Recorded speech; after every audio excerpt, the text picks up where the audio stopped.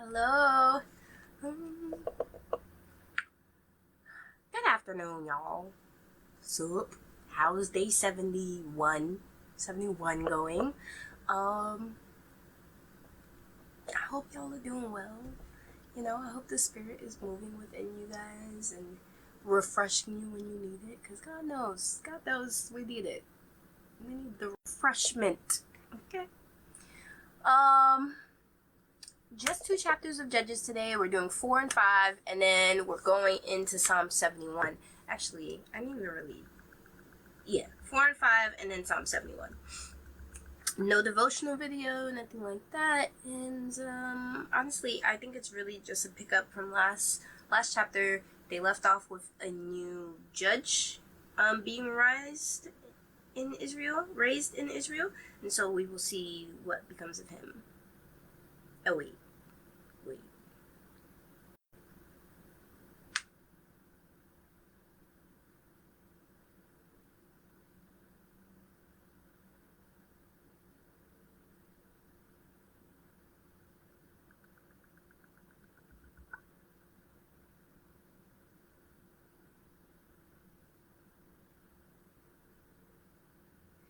So Shamgar becomes a judge in Israel, and that's how Judges 3 ended. That he became a judge of Israel, and then he once killed 600 Philistines with an ox goad. Ox gold. Oh, okay.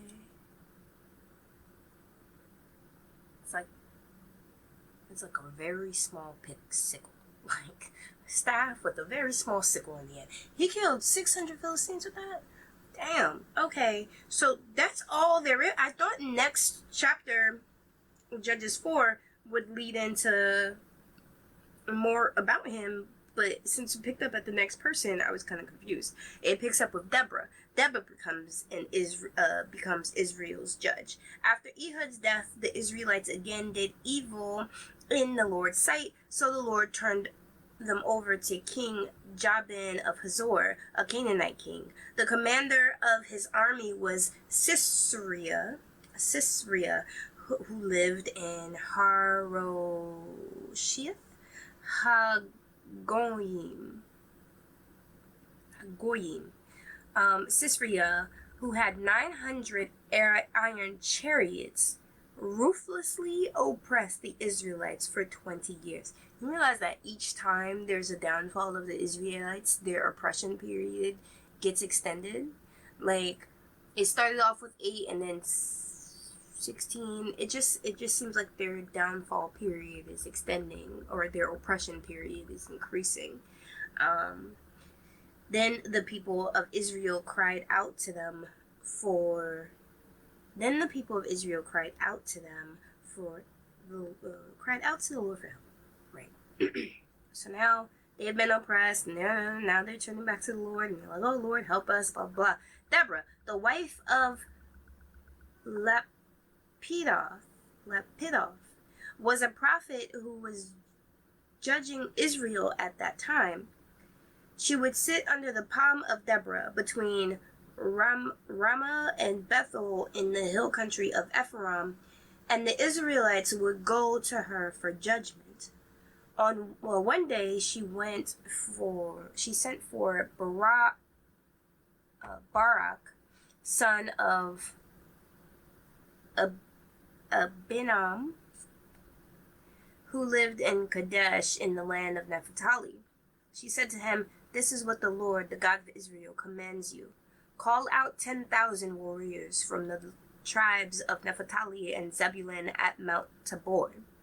And I will call out Sisera, commander of Jabin's army, along with his chariots and warriors, to the Kishon River. There I will give you victory over him." Barak told Barak? I don't want to say Barak, but Barak? Whatever. Told her, "I will go, but only if you go with me." "Very well," she replied. "I will go with you. But you will receive no honor in this venture, for the Lord's victory over Sisera will be at a woman's hands.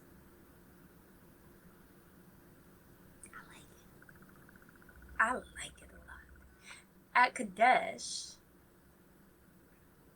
so Deborah went with Barak to Kadesh. At Kadesh, Barak called together the tribes of Zebulun and Naphtali, and 10,000 warriors went up with him. Deborah also went with him. Now, Heber, the Kenite, a descendant of Moses' brother-in-law, Joab, had moved away from the other members of his tribe and pitched his tent by the oak of Zananim near Kadesh. When Sisera was told that Barak, son of Abinoam, had gone up to Mount Tabor, he called for all 900 of his iron chariots and all of his warriors.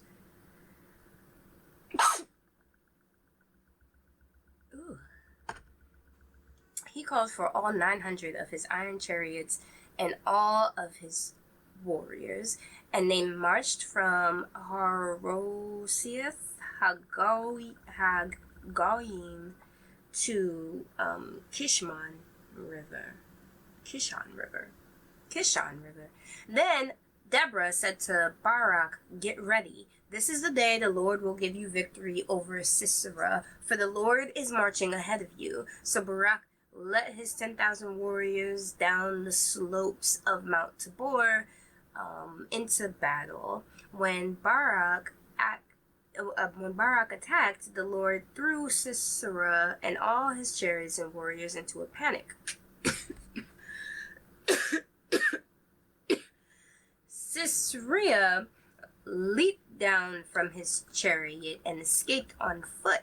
Then Barak chased the chariots and the enemy army all the way to Harosheth Hagoyim, killing all of Sisera's warriors. Not a single one was left alive. Meanwhile, Sisera had ran to the tent of Jael, the wife of Heber the Canaanite, because Heber's family was on friendly terms with King Jael of Hazor. Jael went out to meet Sisera and said to him, "Come into my tent, sir. Come in. Don't be afraid." So he went into her tent and she covered him with a blanket. "Please give me some water," he said. "I'm thirsty." So she gave him some milk from a leather bag and covered him again. "Stand at the door of the tent," he told her. "If anybody comes and asks you if there is anyone here, say no." But when Sisera fell asleep from exhaustion, Jael quietly crept up to him with a hammer and a tent peg in her hand.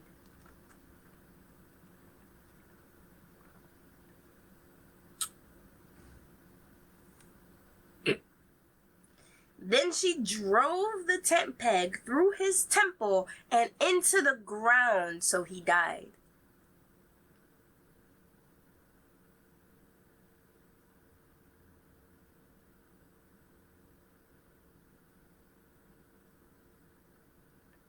My mind's getting a little morbid, right? And I'm like, was that one swift swing or like a multiple hammering?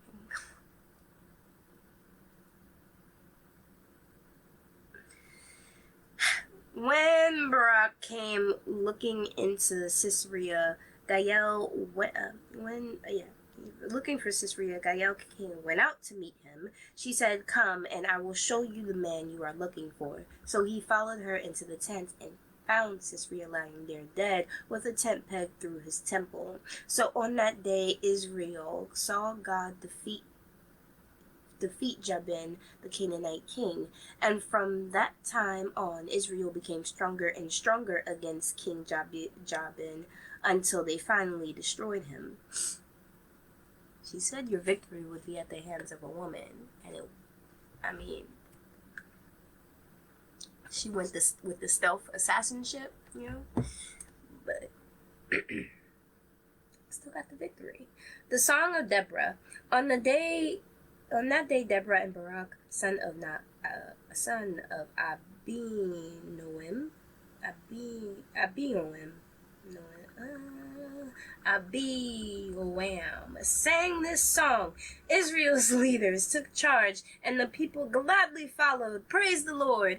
Listen, you kings. Pay attention, you mighty rulers, for I will sing to the Lord. I will make music to the Lord, the God of Israel. Lord, when you set out from Seirah and marched across the fields of Edom, the earth trembled and the cloudy skies poured down rain. The mountains quaked in the presence of the Lord, the God of Mount Sinai, in the presence of the Lord, the God of Israel. In the days of Shamgar, son of Anath, and in the days of Jael, people avoided the main roads and travelers stayed on winding pathways. There were few people left in the villages of Israel until Deborah arose as a mother for Israel. When Israel chose new gods, war erupted at the city gates, yet not a shield or spear could be seen among 40,000 warriors in Israel. My heart is with the commanders of Israel, with those who volunteered for war. Praise the Lord. Consider this, you who ride on fine donkeys, you who sit on fancy saddle blankets, and you who walk along the road. Listen to the village musicians gather at the watering holes. They recount the righteous victories of the Lord and the victories of the villagers in Israel. Then the people of the Lord march down to the city gates. Wake up, Deborah, wake up, wake up. Wake up and sing song. Arise, Barak. Lead your captives away, son of Abioam. And down from Tabor marched the few against the nobles. The people of the Lord marched down against mighty warriors. They came down from Ephraim, a land once belonging to the Amalekites. They followed you, Benjamin, with your troops. From Machir the commanders marched down. From Zebulun came those who carry a commander's staff. The princes of Issachar were with Deborah and Barak. They followed Barak, rushing into the valley. But in the tribe of Reuben there was great indecision. Why did you sit at home among the sheepfolds to hear the shepherds whistle for their flocks? Yes, in the tribe of Reuben there was great indecision. Gilead remained east of the Jordan. And why did Dan stay home? Asher sat unmoved at the seashore, remaining in his harbors, but Zebulun risked his life, as did Naphtali on the heights of the battlefield. The kings of Canaan came and fought at Tanakh near Megiddo's spring, but they carried off no silver treasures. The stars fought from heaven. The stars in their orbits fought against Sisera. The Kishon River swept them away, that ancient torrent, the Kishon. March on with courage, my soul. Then the horses' hooves hammered the ground, the galloping of Sisera's mighty steed. Let the people of Meroz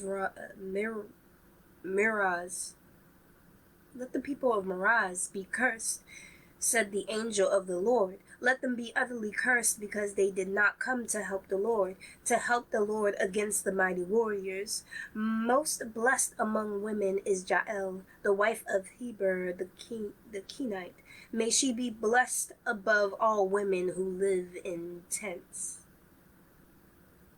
Sisera asked for water, and she gave him milk. And a bowl fit for nobles, she brought him yogurt. Then with her left hand she reached for a tent peg, and with her right hand for a workman's hammer. She struck Sisera with the hammer, crushing his head with a shattering blow. She pierced his temples. He sank, he fell, he lay still at her feet, and where he sank, there he died. From the window, Sisera's mother looked out. Through the window she watched for his return, saying, "Why is his chariot so long in coming? Why don't we hear the sounds of chariot wheels?"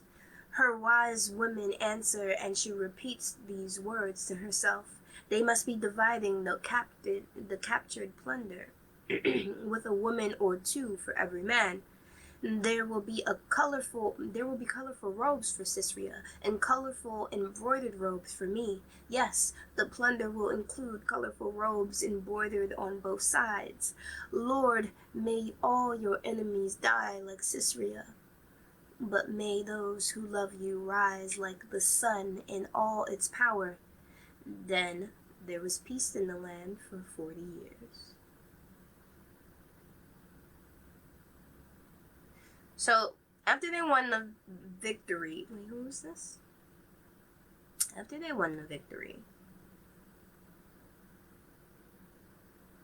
Deborah and Barak started singing the song, and they sent curses down to all of the people who didn't engage in battle with them, like the tribe of Reuben, the tribe of Gad, and the tribe of Asher. So, we enter Psalms 71. O Lord, I have come to you for protection. Don't let me be disgraced. Save me and rescue me, for you do what is right. Turn your ear to listen to me and set me free. Be my rock of safety, where I can always hide. Give the order to save me, for you are my rock and my fortress. My God, rescue me from the power of the wicked, from the clutches of cruel oppressors. O Lord, you alone are my hope. I've trusted you, O Lord, from childhood. Yes, you have been with me from birth. From my mother's womb you have cared for me. No wonder I am always praising you. My life is an example of many because you have been my strength and protection. That is why I can never stop praising you. I declare your glory all day long, and now in my old age, don't set me aside. Don't abandon me with my strength when my strength is failing, for my enemies are whispering against me. They are plotting together to kill me. They say, God has abandoned me. God has abandoned him. Let's go and get him, for no one will help him now. Oh God, don't stay away. My God, please hurry to help me. Bring disgrace and destruction to my accusers. Humiliate and shame those who want to harm me. But I will keep on hoping for your help. I will praise you more and more. I will tell everyone about your righteousness. All day long I will proclaim your saving power, though I am not skilled with words. I will praise your mighty deeds, O sovereign Lord. I will tell everyone that you alone are just. O God, you have taught me from my earliest childhood, and I constantly tell others about all the wonderful things you do. Now that I am old and gray, do not abandon me, O God. Let me proclaim your power to this new generation, your mighty miracles to all those who come after me. Your righteousness, O God, reaches to the highest heavens. You have done such wonderful things. Who can compare with you, O God? You have allowed me to suffer much hardship, but you will restore me to life again and lift me up from the depths of the earth. You will restore me to even greater honor and comfort me once again. Then I will praise you with music on the harp, because you are faithful to your promises, O my God. I will sing praises to you with a lyre, O Holy One of Israel. I will shout for joy and sing your praises, for you have ransomed me. I will tell about your righteous deeds all day long, for everyone who tried to hurt me has been shamed and humiliated.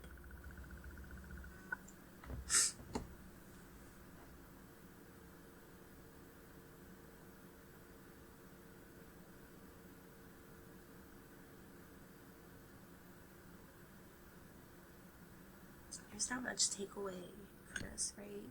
Like, another judge is raised up, another battle is fought with the Lord on their side, and another victory is won because the Lord is on their side. But Israel's just gonna fall again after this particular judge dies. So you gotta wonder, like, what's called that ebb and flow.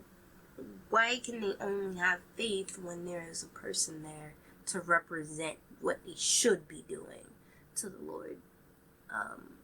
And even that, like, the fact that they turned around and cursed, instead of celebrating their victory and praising God, and, well, I mean, they celebrated the victory, they praised God, they honored that, but instead of living in that emotion, they turned to the anger of, like, cursing their allies, right? Well, I mean, not necessarily, yes, their allies, Asher, Reuben, Gad, didn't pick up the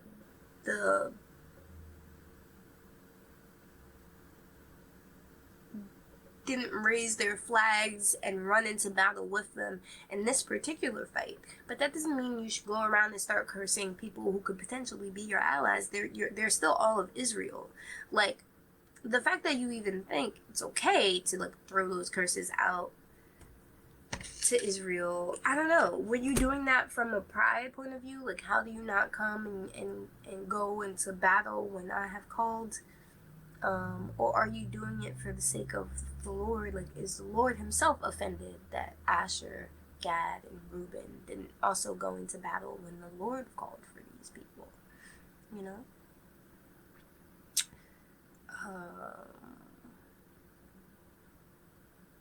Well, honestly, they were able to curse them. They were able to curse them, so that must mean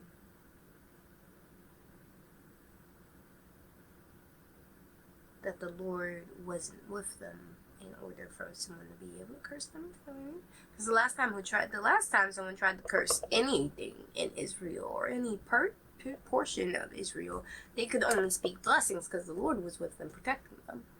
So I guess that really speaks to the position the Lord took over Asher, Gad, and Reuben's indecision to join the battle.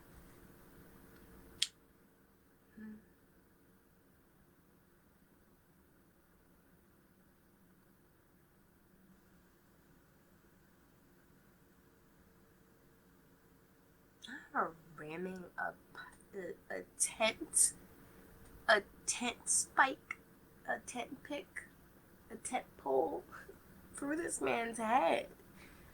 Oof. That's some Game of Thrones right there. That really is. Well, until the next time, I will see y'all later. Bye-bye.